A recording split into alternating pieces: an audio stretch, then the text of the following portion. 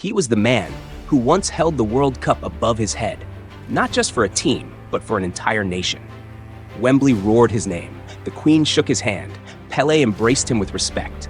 But when death knocked on Bobby Moore's door, there was no national mourning, no state funeral, just a quiet hospital room and the static hum of a forgotten legend slipping into the dark. How did it come to this? Bobby Moore didn't just win matches, he stopped gods. In 1970, he delivered what many call the cleanest defensive performance in World Cup history against Pelé, the greatest to ever play. Their embrace after the match became immortal, a symbol of mutual admiration, of respect carved out of war. Yet while Pelé ascended to global ambassadorship and eternal reverence, Bobby faded. No coaching offers, no boardroom positions, no second act, just the slow erosion of relevance until he was barely more than a statue. Even as cancer ravaged his body, the football world mostly looked the other way. The English Football Association didn't even call. He paid for his treatments himself. So the question echoes like a ball bouncing in an empty stadium. How does a man go from lifting the World Cup to dying alone? There's a story they don't tell about Bobby Moore, not in highlight reels, not in documentaries soaked in nostalgia. This isn't just the story of a footballing hero. This is the story of how England forgot its captain, and tonight we remember him. Bobby Moore was born in 1941, as bombs fell on London skies and Britain clung desperately to its sense of identity. From those ashes would rise a boy who seemed predestined to lead. But not with voice, not with fire, and never with arrogance. Bobby led with poise, with presence. He was never the loudest man in the room, but he was always the one people turned to when the chaos began. By the time he made his debut for West Ham United in 1958, English football was in flux. The Busby Babes had perished in Munich, the national team had yet to make a dent on the world stage, and domestic football, though passionate, was largely inward-looking, drenched in mud, muscle, and machismo. Into this world stepped Moore, blonde, composed, and eerily calm under pressure. He was unlike anything England had seen. While other defenders launched into tackles with violence, Bobby waited. He watched. He calculated. He made defending look like chess, not war. In 1963, at just 22 years old, Alf Ramsey handed him the captain's armband of the national team. Ramsey saw what others didn't, that Bobby's lack of flair was in fact his greatest strength. He didn't need to shout to lead. He simply was the center of gravity. Moore's England wasn't a golden generation in the modern sense. There was no internet to inflate reputations, no branding machines. What they had were soldiers, Nobby Stiles, the toothless terrier, Gordon Banks, the stoic wall in goal, Bobby Charlton, the thunderbolt in midfield. And at the heart of it all, Moore. The defining moment came in 1966. England hosted the World Cup and the pressure was volcanic. Moore, in his crisp white kit and royal demeanor, led England through the fire. His vision and anticipation anchored a defense that conceded just 3 goals in 6 matches. In the final, when Geoff Hurst's hat trick immortalized the match, it was Moore who set up the second goal with a visionary long pass. It was Moore who hoisted the trophy, his hands muddied from battle, but his expression serene. History turned a page. It's tempting to think that such a triumph would guarantee him a throne. But Moore lived in an era where English football didn't know what to do with heroes who didn't conform. He wasn't a drinker like many of his peers. He wasn't an iconoclast or a media darling. He was simply himself. And perhaps that was the problem. By the early 1970s, football was evolving. The game was becoming more tactical, more commercial, and increasingly political behind closed doors. New stars were emerging. Johan Cruyff was revolutionizing football in Amsterdam. Franz Beckenbauer was redefining the sweeper role in Germany. Moore, by contrast, remained classic, and some mistook that for outdated.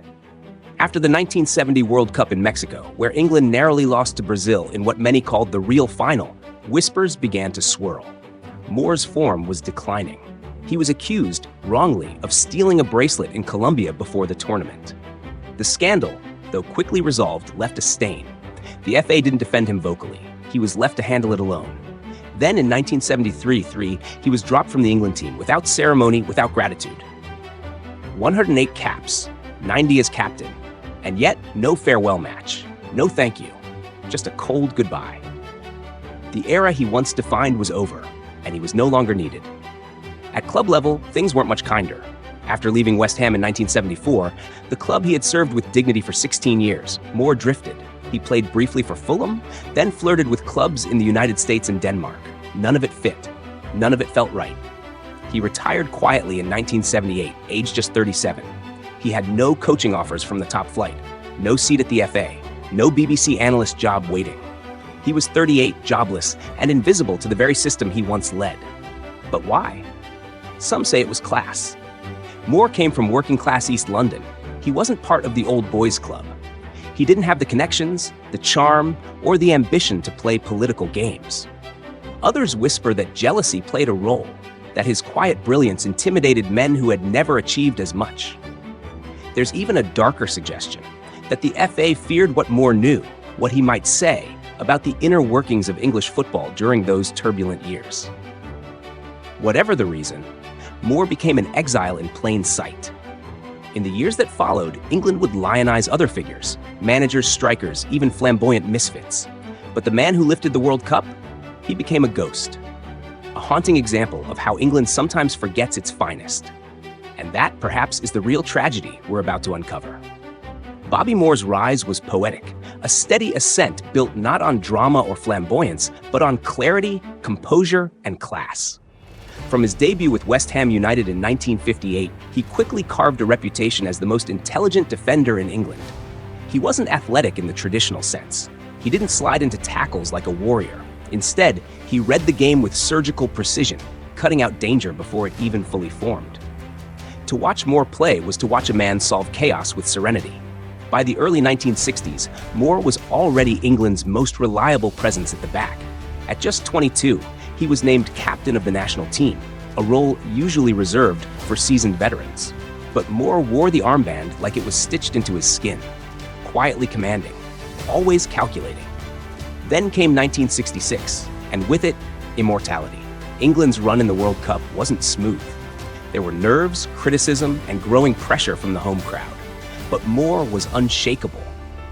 In the final against West Germany, as chaos erupted and tempers flared, it was Moore who calmly picked out Geoff Hurst with a visionary pass for the second goal. It was Moore who guided his teammates with grace. And when the final whistle blew, it was Moore who ascended the famous Wembley steps, wiped his muddy hands on the velvet carpet, and accepted the trophy from Queen Elizabeth II. That moment, captured in a single photograph, became etched into national memory. Bobby Moore, England's captain, holding the Jules Rimet trophy aloft. It should have been the beginning of a golden legacy, but the cracks began quietly. In 1970, England arrived at the World Cup in Mexico as reigning champions. Their preparation was rocked when Moore was accused of stealing a bracelet from a jeweler in Bogotá, Colombia. Though charges were dropped, Moore was briefly placed under house arrest. The British tabloids spun it into a circus. The FA gave him little support. And while the episode didn't seem to shake his performance, he was brilliant in Mexico, especially against Brazil. The damage was done. Behind closed doors, he was no longer untouchable. And then came the slow, suffocating fall. His club form at West Ham became inconsistent. There were whispers that he was past his peak. The club, his boyhood team, began preparing for life without him. He was allowed to leave in 1974 after 16 years of loyal service. No testimonial, no statue, just a quiet handshake. He moved to Fulham, a smaller club, far from the limelight. To the outside world, it seemed like a graceful winding down, but for Moore, it was a disorienting descent. He had gone from captaining England at Wembley to chasing shadows in the second division. Worse still, the national team shut its doors. After a shock loss to Poland in World Cup qualifiers, England failed to reach the 1974 tournament. Moore was made a scapegoat by some sections of the media, accused of being too slow, too old, a relic of a bygone era. Alf Ramsey, his longtime manager and supporter, was sacked, and with him went Moore's final protector. In 1973, Moore played his last game for England, his 108th cap. There was no farewell ceremony, no testimonial, no recognition from the Football Association. He simply disappeared from the lineup, replaced, forgotten. Still, he tried to hold on. He played briefly in the NASL in the United States. He dabbled with teams in Denmark and lower league English sides. But his legs no longer matched his mind. The game, increasingly fast and physical, was leaving men like Bobby Moore behind. He retired quietly in 1978. No press conference, no global tributes, just silence. He was 37 years old, and with retirement came the harshest revelation. Bobby Moore had no plan B. He wanted to manage, but no top club called. Not even West Ham, the club whose identity he had helped define. He applied for several roles in English football, even second division clubs, but was routinely rejected. Some said he lacked charisma. Others claimed he was too quiet for the modern game. But there were darker whispers too, that Moore was being blackballed.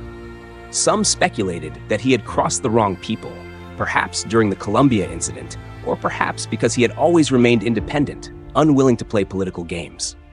Others believed that English football had no use for men like him anymore, men who stood for integrity in a time of rising cynicism. To survive, Moore turned to the media. He became a pundit, occasionally appearing on radio and television. But even those jobs were inconsistent. At one point, England's greatest captain was selling corporate hospitality packages at football matches. Another time, he was spotted covering a third division match, alone, scribbling notes for a tabloid that paid by the word. His fall wasn't sudden, it was glacial, and that made it more painful. He had done everything right. Led with dignity, played with grace, served his country, and yet he was being erased. By the 1980s, Moore's name rarely appeared in football conversation. New generations grew up idolizing Brian Robson, Glenn Hoddle, and Kevin Keegan. Bobby Moore became a photograph in an old album, admired but ignored. And then, in the late 1980s, came the final blow: cancer. He was diagnosed with bowel and liver cancer in 1991. The disease spread quickly, but Moore, as always, carried the pain silently. He didn't ask for sympathy. He didn't make his illness public until it was irreversible. Even then, the Football Association made no formal statement, no campaign, no tribute. He would continue working, appearing on the radio just days before his death. His voice never cracked, his pride never bent. And then, on February 24th, 1993, Bobby Moore died. He was 51. England's World Cup winning captain, gone. No state funeral, no public mourning, just a few words on the evening news. If the rise and fall of Bobby Moore was a slow-burning tragedy, then the truth that lay beneath it was darker, colder, and far more uncomfortable. Because Bobby Moore didn't just fade from football. He was excluded, shut out, systematically ignored by the very world he once defined. He was the captain of a World Cup winning team, the man who stood toe-to-toe with Pelé and emerged not humbled but honored. And yet, after retirement, he became invisible. There were no doors opened, no opportunities offered, no hands extended. For years, Bobby Moore walked the halls of English football like a ghost, uninvited, unnecessary, and ultimately unwanted. The questions still linger like cigarette smoke in a dark boardroom. Why was Bobby Moore never brought back into the game? Why was he left alone to wither in silence? There are whispers, not always loud, but always there. Some say he was punished for being too clean in an increasingly cynical sport. He didn't drink heavily. He didn't chase headlines. He didn't play politics. He represented a code of conduct, a dignity that threatened the hypocrisy around him. He was everything English football claimed to value, and yet everything it quietly discarded. Others point to the infamous Bogotá incident, the alleged theft of a bracelet before the 1970 World Cup. Though Moore was cleared, some insiders believe that scandal left a permanent scar on his standing with the Football Association. He had become a risk, a PR liability. They didn't want to touch him. Even more sinister is the theory that Moore knew too much, that in his long tenure as captain, he had seen behind the curtain, the politics, the deals, the egos, and that perhaps, by remaining stoic, he made enemies he never knew about. Enemies who made sure his phone never rang again. Whatever the reason, the consequences were very real. Imagine it, the most iconic captain in English history, sending letters to lower league clubs asking for coaching jobs, appearing alone at media tables asking for freelance commentary gigs. At one point, he applied for a job managing Oxford United and was rejected. No reasons, just rejections. He was once offered a minor role on a TV football show, but was replaced last minute by someone with more energy. A former teammate later recalled seeing Moore waiting outside a stadium press entrance, holding his own media pass, wearing a cheap raincoat, hoping someone might give him a few minutes on air. And all this while the English footballing world, the very system he had once captained to glory, bathed itself in nostalgia. They sold DVDs of 1966. They replayed his moments in World Cup montages. They erected statues, years too late. But while Moore's image was being sold for sentiment, the man himself was suffering in silence. Perhaps the most chilling moment came in the final year of his life. In 1992, already diagnosed with terminal cancer, Moore made a rare public appearance at Wembley. England were playing San Marino in a World Cup qualifier. Moore, gaunt and clearly unwell, was invited, not to speak, not to be honored, but to sit in the commentary booth. No formal tribute, no announcement to the crowd. He arrived, worked his shift, and quietly left the stadium. No one knew it would be his last time at Wembley. Less than a year later, he was gone.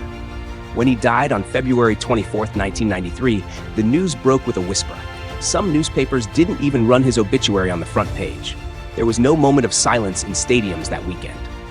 The Football Association issued a short statement, then moved on. It was as if he had never existed. But fans hadn't forgotten. In East London, near the old Upton Park, people left scarves and handwritten letters outside the gates. "Thank you, Bobby." One note read, "They didn't deserve you." The calls for a state funeral, which had been made for other national figures, were ignored. There was no televised tribute, no gathering at Westminster Abbey. He was buried quietly, surrounded by family and a few close friends. And then something extraordinary happened. As if waking from a coma of guilt, English football began to acknowledge its sin. The backlash in the press was intense. Journalists asked why Moore had never been knighted, why he wasn't given a farewell game, why in the final moments of his life he had to pay his own hospital bills. It was too late for Bobby. But it wasn't too late to tell the truth. Because behind the medals, behind the captain's armband, behind that iconic image on the steps of Wembley, was a man who'd been broken not by injury, not by scandal, not by failure, but by indifference. He had done everything right, played with dignity, led with humility, won with honor. But English football, bloated with its own myths, had no room for someone who simply stood still and let greatness flow through him. He didn't scream. He didn't sell. He didn't sin enough to be interesting, or speak loud enough to be heard. And so he was forgotten. This isn't just a story of a fallen footballer. It's the story of how an empire eats its heroes, how a nation celebrated a man on its greatest day and left him alone on his darkest. There's a haunting silence around Bobby Moore, a silence not just of death, but of neglect, of a system that moved on, of a country that chose to remember the image but not the man. We as a channel cannot speak for the Football Association, for the tabloids, or for the executives who decided Moore was no longer useful. But we can ask the questions they refused to confront. How did we allow this to happen? How did we, football fans, journalists, clubs, the nation, allow our only World Cup winning captain to fade into the margins of memory? Not with scandal, not with disgrace, but with irrelevance? The easy narrative is that Moore was too humble, too quiet, too uninterested in playing the media game. But that's not a flaw. That's integrity. That's the very trait England used to boast about. The stoic leader, the graceful warrior, the man who led by example, not by volume. And yet, when he needed that same dignity returned, he was met with silence. The same headlines that once called him England's immovable wall barely noticed when he crumbled from cancer. The same FA that adorned its halls with images of 1966 couldn't even offer him a proper farewell. The same media that used his likeness to sell DVDs, books, and commemorative stamps rarely gave him a microphone once he hung up his boots. Was he too noble for his own good? Or was he simply not marketable enough for an era that prized controversy over class? And here's the truth no one wants to admit. Bobby Moore didn't fail after retirement. He was failed. Failed by a footballing establishment that could not see past its own bureaucracy. Failed by a culture that only honors its heroes when they're loud or broken or eccentric enough to be sold. Failed by a nation that, in its rush to find new legends, abandoned the one it already had. Let's be honest, if Bobby Moore had drunk more, fought more, cursed more, maybe he would have been a pundit, a coach, a celebrity. If he had collapsed in public instead of in private, maybe the world would have rushed to his side. But Moore's quiet collapse didn't fit the script. It wasn't juicy, it wasn't cinematic. It was just tragic. There's something especially cruel about the way England treats its sporting icons. Glory is given quickly, almost violently. But when the cheers fade, the system doesn't ask, "Are you okay?" It asks, "What else can you give us?" And when you have nothing left to give, not goals, not sound bites, not scandal, it moves on. Was Bobby Moore a wasted genius? No. He fulfilled every promise football ever asked of him. Was he a victim of a brutal system? Absolutely. And yet, perhaps most painful of all, he never complained. Not once. He didn't give interviews railing against the FA. He didn't beg for relevance. He simply lived with dignity and died with it, which makes it even harder to forgive ourselves for forgetting him. So we ask you, not as viewers, but as witnesses, did we lose Bobby Moore too soon? Or did we lose something in ourselves when we allowed him to vanish like that?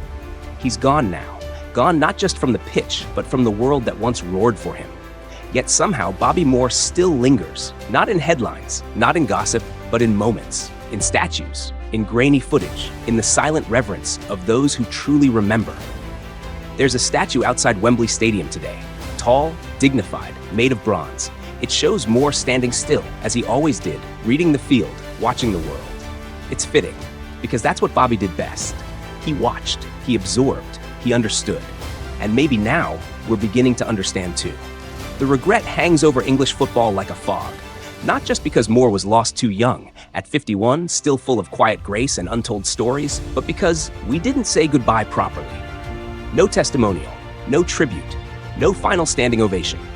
We, as a nation, gave our loudest applause when he lifted the World Cup, but we forgot to clap when he left the stage. And yet, his legacy refuses to die.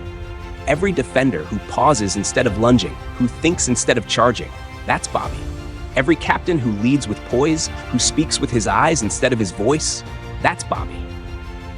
Every moment we remember that greatness doesn't always need fireworks. Sometimes it just needs clarity. That's Bobby Moore. Pelé once said that Moore was the best defender he ever faced. But perhaps more telling was what he said after Moore's death. He was my friend, as well as the greatest opponent I ever had. There are no more matches to play, no more interviews to give, no more fences to climb. Bobby Moore has passed, quietly as he lived. But the silence he left behind speaks volumes. And maybe, just maybe, it's time we listened. Because some stories were never meant to be forgotten. Some captains never needed to shout. And some legacies, like his, don't fade. They wait for us to finally understand what we had. So here it is, not just a tribute, but a reckoning. We failed Bobby Moore, but we remember him now. The man who stopped Pelé, the man who led England to glory, the man who died quietly but will be remembered loudly by those who still believe that dignity is eternal. Rest in peace, Captain. You never needed to be loud to be legendary.